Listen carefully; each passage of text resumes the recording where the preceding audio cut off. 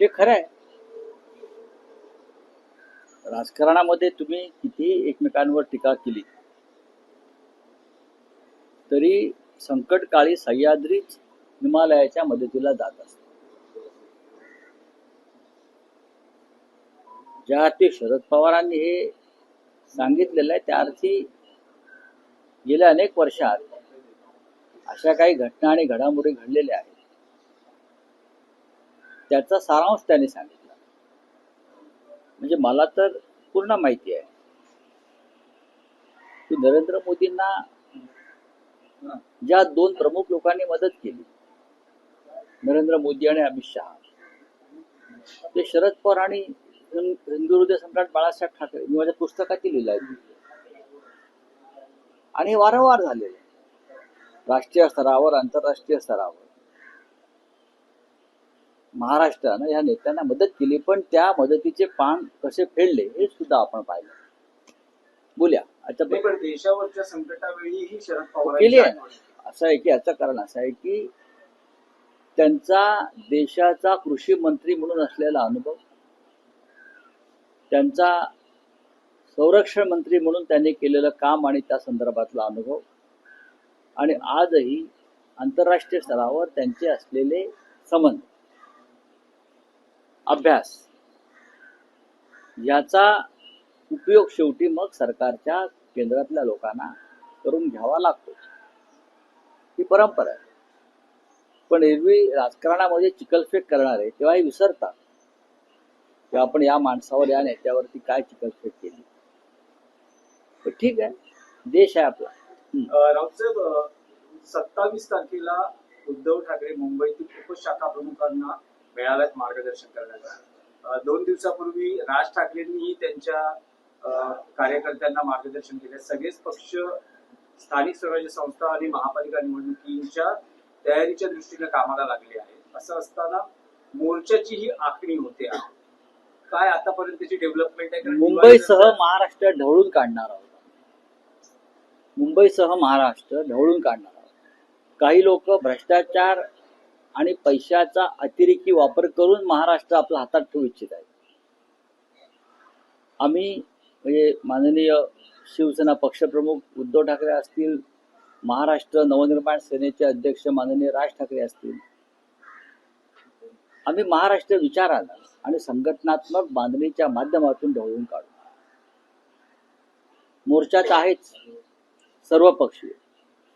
त्या सर्वपक्षीय मोर्चामध्ये अर्थात मोठं योगदान शिवसेना आणि महाराष्ट्र नवनिर्माण सेनेचंच असणार आहे. तो मोर्चा तर विराट होईलच, पण उद्याच्या महानगरपालिका निवडणुकीच्या दृष्टीनं सुद्धा तळागाळातला कार्यकर्ता, गटप्रमुख, उपशाखा प्रमुख, यादी प्रमुख, या सगळ्यांना योग्य मार्गदर्शन करणं आणि जमिनीवर घट्ट उभं राहणं. हा जो हल्ला चालू आहे पैशाचा, भ्रष्टाचाराचा, यंत्रणेच्या गैरवापराचा, त्याविरुद्ध शेवटी कार्यकर्ता ठामपणे लढतो. म्हणून माननीय उद्धवजींनी उपशाखा प्रमुखांचा मेळावा मुंबईतला हा 27 तारखेला घेण्याचं ठरवलं आहे. आणि मला वाटतं 4 दिवसापूर्वी श्री राज ठाकरे यांनी यादी प्रमुख, मतदार यादी प्रमुखांना त्यांच्या एका मेळाव्यासाठी, जे पाहिलं आपण मेळाव्याचं भव्य स्वरूप, 2 पक्ष एकत्र येऊन कार्यकर्त्यांना ताकद देतील. पण राऊतसाहेब, महायुतीचे नेते असं म्हणत आहेत की पराभव समोर दिसतो आहे, त्यामुळे एक नॅरेटिव्ह सेट केला जातो.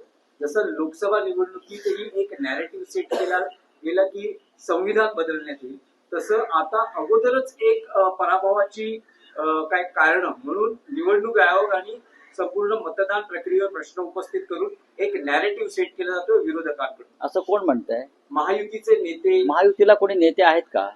आहेत ना, फडणवीस नेतृत्व करतात, अजित पवार करतात, एकनाथ शिंदे करतात, असं तुम्ही म्हणताय. पण या महायुतीचा महाराष्ट्रात विजय झालेला नसून मतचोरीच्या माध्यमातून, घोटाळ्यांच्या माध्यमातून, पैशाच्या माध्यमातून त्यांनी हा विजय प्राप्त केला. आणि नॅरेटिव्ह सेट करणं जे म्हणताय हा एक राजकीय भाग आहे. तुम्ही काय केलं इतके वर्ष? नरेंद्र मोदीने काय केलं? अमित शहा काय करतायत? देवेंद्र फडणवीस काय करतायत? लोकांपर्यंत विचार पोहोचवण्यासाठी त्या दृष्टीनं आखणी योजना आणि बांधणी करावीच लागते. तुमच्या भ्रष्टाचारासंदर्भात तुम्ही ज्या पद्धतीनं निवडणुका जिंकत आलात त्या संदर्भात लोकांपर्यंत पोहोचायचं असेल तर तुम्ही म्हणताय त्या भाषेमध्ये काय नेरेटिव्ह वगैरे सेट करावं लागतं. नॅरेटिव्ह सेट केलं जातं. नेरेटिव्ह फेक नसतो. नंबर एक, फेक नेरेटिव्हची जी योजना आहे ती अंमलात आणण्याचं काम भाजपने केलं. फेक नेरेटिव्ह राहुल गांधीविषयी, उद्धव ठाकरे साहेबांविषयी, राज ठाकरेंविषयी, काँग्रेसच्या पुढाऱ्यांविषयी हे भारतीय जनता पक्षाच्या आयटी सेलनी काम केलेलं आहे, सुरू केलं आहे. आम्ही नाही. आणि आम्ही काय फेक नेरेटिव्ह, तुम्ही मतदार यादी घोटाळे केलेत की नाही हे पुराव्यासह आम्ही समोर आणलेलं आहे. तुमच्याकडे उत्तर नाहीये. आम्ही निवडणूक आयोगाला प्रश्न विचारतो आहोत.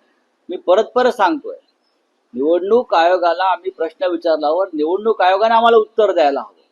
निवडणूक आयोगानं भारतीय जनता पक्षाच्या लोकांना का वकील म्हणून नेमलाय का? सांगा ना. निवडणूक आयोगानं भारतीय जनता पक्षाच्या लोकांना वकील म्हणून नेमला असेल तर त्यांनी सांगावं की आम्ही निवडणूक आयोगाचे वकील आहोत.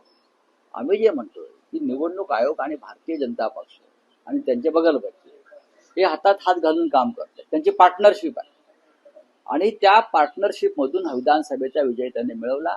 हे स्पष्ट आहे. हे काय नेरेटिव्ह आहे, हे सत्य आहे. लोकांनी मान्य केलंय. राऊत मतदार याद्यांमध्ये 96 लाख बोगस मतदार असल्याचा आपण गौप्यस्फोट केला होता.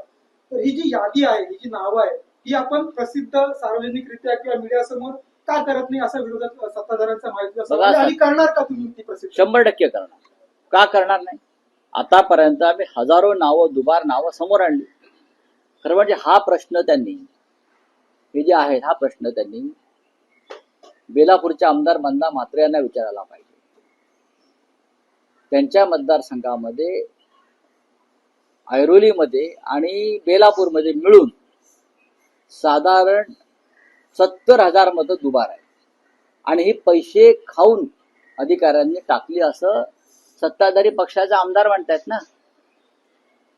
मी म्हणत नाहीये, आम्ही हे कोण म्हणताय? इथेच 1 लाख मतं झाली.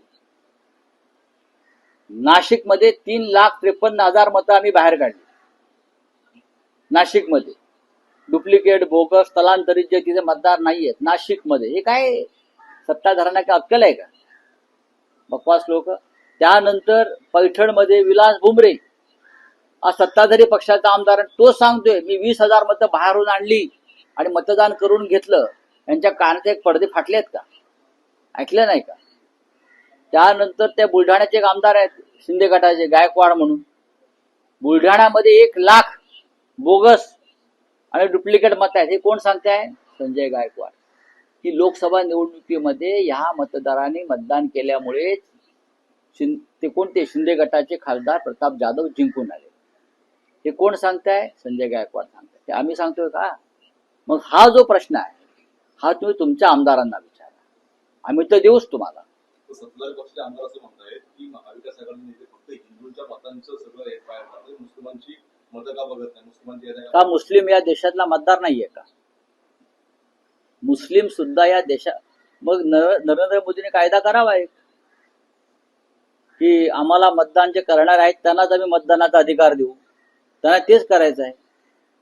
या देशामध्ये हिंदू, मुसलमान, पारशी, शीख, जैन, बरं का, ख्रिश्चन हे मतदार आहेत ना.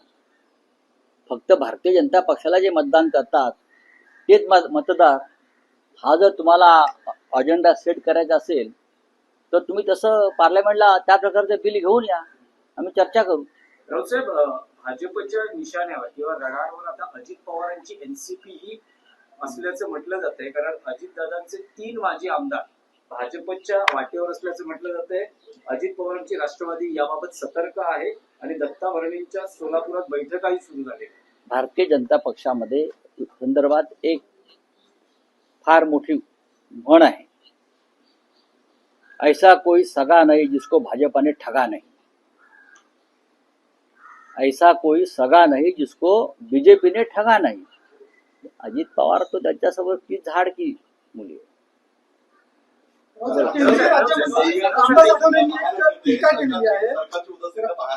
कुठे? सोलापूरमध्ये पूर येऊन गेला, मात्र अद्यापही लाईट जे आहे ते आलेली नाही. त्यामुळे जनरेटरवरती कंदील दिवे जे लावून आहे त्यांनी दिवस साजरी केली. सरकारने अजून लाईट दिली नाही त्या ठिकाणी. हो, मग काय करणार? मग याच्यावरती काय आम्ही काय करायला पाहिजे असं वाटतंय तुम्हाला? ही सरकारची निष्क्रियता आहे, ही सरकारची निष्क्रियता आहे, ही सरकारची उदासीनता आहे आणि हे सरकारचं क्रौर्य आहे. सरकार जे म्हणते, देवेंद्र फडणवीस जे म्हणतात ना वारंवार की पूरग्रस्तांच्या पाठीशी उभे राहू आणि त्यांना काही कमी पडू दिलं जाणे. अहो, लाईट आणि पाणी तरी द्या. राऊत साहेब, रामदास सध्या आठवले दिवाळी सुरू आहे. टीका केलेली आहे. रामदास आठवले म्हणतात की केवळ जोरदार भाषणे आणि वक्तव्य करून महाराष्ट्र नेतृत्व करता येणार नाही. ते जे आज करत आहेत ते संकुचित आणि कुटील राजकारण असून ते मुंबईच्या आत्म्याला दुखावणारे आहे, असं कोण म्हणतं? असं केंद्रीय राज्यमंत्री कोणाविषयी रामदास म्हणतात? आठवले राज ठाकरेंविषयी त्यांनी टीका केली. बोलू द्या. राऊत राज साहेब, ठाकरे सध्या दिवाळी सुरू आहे. भाजपचा महापौर होईल आणि मी भाजपचा मोदींचा भक्त आहे आणि भाजप माझं घर आहे.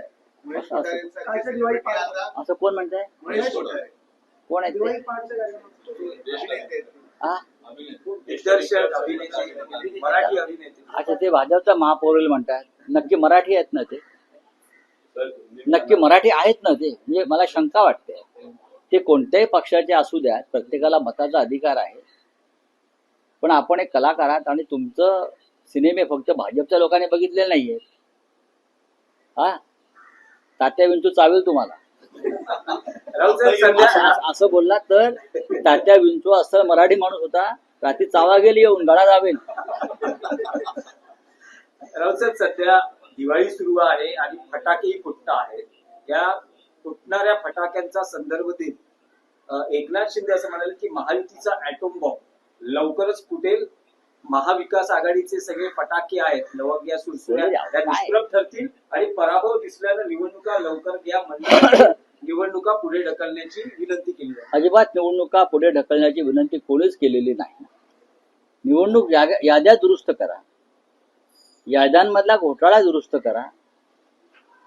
एकनाथ शिंदेने जो पैसा टाकलाय निवडणूक याद्या बिघडवण्यासाठी तो साफ करा, हीच मागणी आहे ना, आणि ती योग्य मागणी आहे. त्यांनी भाऊबंदकी नाटक परत एकदा पाहायला पाहिजे.